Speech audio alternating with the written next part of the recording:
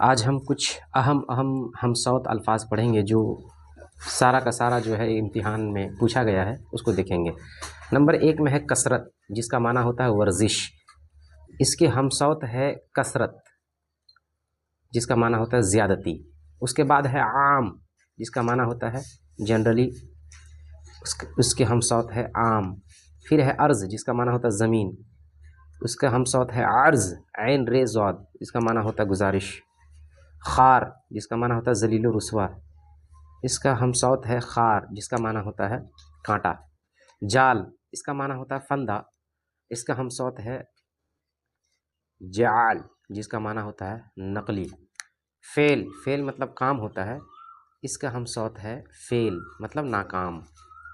یہ ہوتا ہے اصل میں ابد، لیکن جس کا معنی ہوتا ہے ہمیشہ، اس کا معنی بھی کبھی پوچھا جاتا ہے۔ ابد کا معنی کیا ہوتا ہے؟ اس کا معنی ہمیشہ۔ اس کے ہم صوت ہے عبد، جس کا معنی ہوتا ہے غلام، بندہ۔ شعر، تو اس کا ہم صوت ہے شیر، جو جنگل میں رہنے والا جو ایک جانور ہے، اس کا ہم صوت ہے۔ صواب، جس کا معنی ہوتا ہے درست، اس کا ہم صوت ہے سے واو الف بے، جس کا معنی ہوتا ہے نیکی۔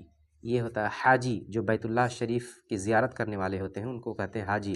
اور اس کا ہم صوت ہے حاجی، چھوٹی ہے سے، جس کا معنی ہوتا ہے ہجو کرنے والا، برائی بیان کرنے والا۔